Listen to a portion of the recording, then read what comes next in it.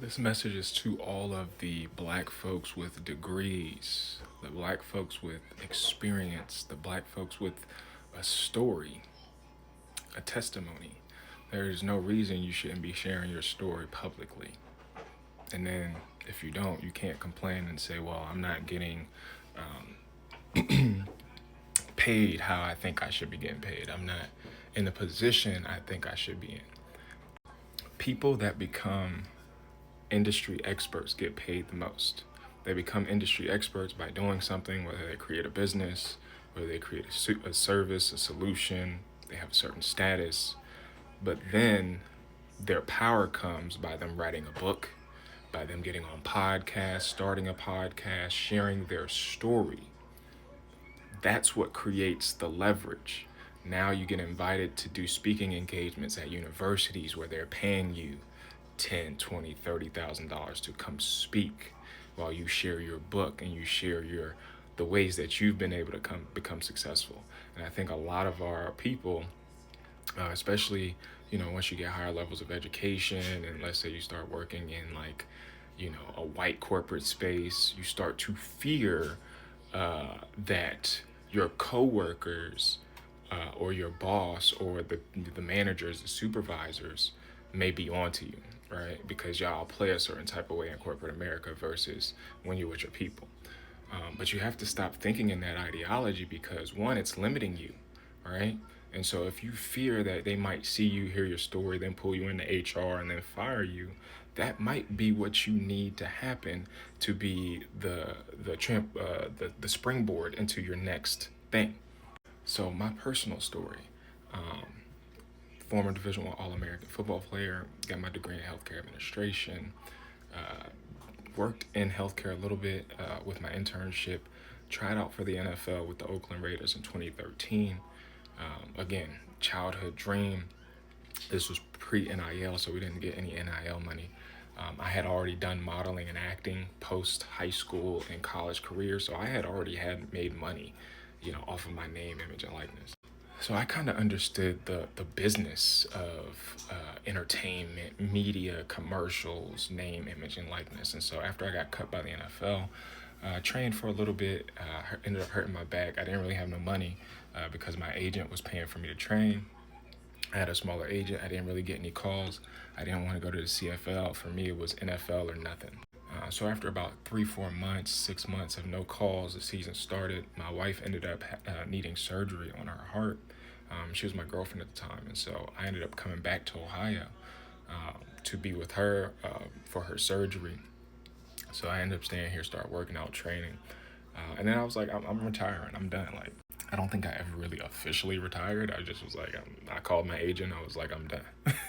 So then I just started working, right? I didn't really have any like true plan on what I wanted to do, right? Because again, I had played sports my whole life. I had done things. My stepmom was a lawyer, worked for the government. My dad worked for the government. So I had seen them do things, but I had no true like working experience. Like I never worked retail. I never worked fast food. So I just started working. So I ended up working at a factory. Then I got a job doing sales, direct sales with DirecTV. Met this guy, Seth, who's my good friend now, and he was working for Verizon Wireless doing sales. So he ended up getting a new job, so I took his job at Verizon doing sales. My wife had a good job, and then she was applying for more jobs, so then we got engaged, got married, and then she got a job in Columbus. So then we moved to Columbus, and I was going back and forth to my job until they transferred me. I finally got the transfer.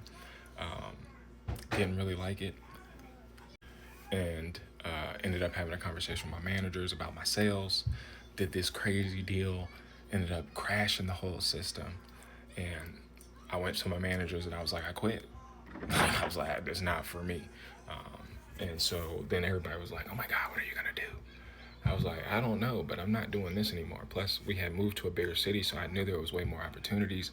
I knew I could leverage my background being a Division One athlete, and so we ended up moving to this community called Upper Arlington, one of the wealthiest communities in the state, in the city of Columbus. So I actually went to go.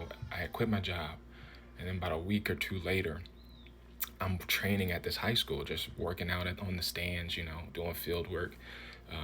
And there's a bunch of little kids over here in this grassy field. And so this man looks at me and he's like, hey, you play ball? What's going on? I was like, no, I just finished playing ball. I just tried out for the NFL, retired, former, football player at OU. He was like, you want to coach? I was like, hell yeah, I want to coach. He was like, I could pay you. He was like, it won't be a lot. It'll be a stipend. But I was like, bet. Say less. Literally went home, texted the wife. Because you got to think, like, I'm jobless right now. I don't have no job. To then be going to coach at one of the wealthiest suburban schools in the state. And I didn't know what this school was. Like, I just literally looked for high schools nearest me, and I went to the nearest high school to work out. And so I ended up getting this coaching job. I'm coaching varsity DBs, receivers, freshmen, JV. I ended up coaching, 3 years. And it was paying me like $3 bands, but then I started my own sports performance training company because now I'm in this community with all this money. And I'm like, y'all don't even got a lot of gyms. And then I'm like, y'all don't got no sports performance gyms. I'm like, the kids is slow. They ain't got no agility. They ain't got no shimmy, no wiggle. And so I ended up starting this sports performance training company. And then I ended up partnering with this gym. So I was getting 60%, they was getting 40. Now, whole time I didn't have like a training certificate. I didn't get nothing like that. I'm just purely training these people off of things that I've learned over the last 15, 20 plus years of my life. Just realizing like the average person doesn't know what the fuck they're doing. Like, they don't know how to put together a basic training program, a basic, dynamic stretch routine, a basic lifting routine, just a program. And a lot of people, what I realized, were just looking for accountability. Somebody that they know they could put on their schedule and it makes them get up at 6 a.m. in the morning, 8 a.m. So they have to come, you know what I mean? And so literally I was being paid to be, older white people's therapist. These older white people were telling me their whole life stories. I had executive CEOs. I'm training their high school age kids that going to private school. Like, I'm 26. So then this is around like 2016. So then Trump starts happening. George Floyd, Black Lives Matter happens. I'm in this white community. I'm like, there's no black people.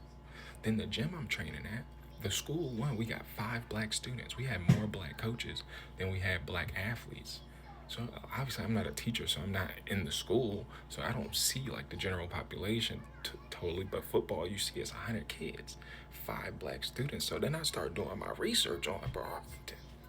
And then lo and behold, I'm like, ain't no black people here. We got this one black dude that's coming to the gym, but he don't come into like the workout gym. He go to the back, because we had a lady who did Pilates. So he had an old school leather briefcase. So one day I stopped him. I'm like, hey, how you doing, sir? You know what I mean? My name Gerald Moore. Just recently moved to the area. Nice to meet you. And, you the only brother I seen here. Was good. So then, he's like, hey, how you doing? You know what I mean? Meet him.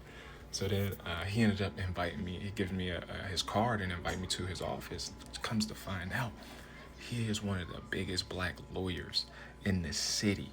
Him and his wife, one of the biggest black art collectors in the city, like big time shit.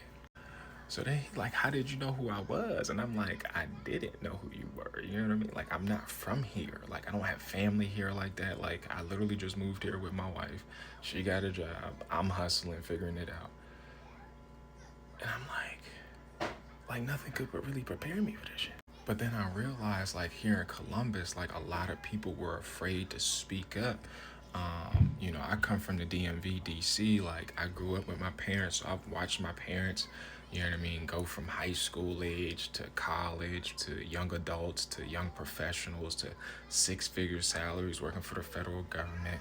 My stepmom used to educate me on Malcolm X, and we used to do Kwanzaa, and then all of that shit switched. So in my mind, I'm like, how is all of this shit happening? So then I helped, I started Black Lives Matter Upper Arlington. And then I started, we did a march, a rally, and I started doing some social justice work. But then I realized, like, the social justice movement here in Columbus was damn near non-existent. NAACP, you got the Urban League, but black folks is doing terrible here. So I started speaking up, and motherfuckers started getting nervous. but you gotta use your voice.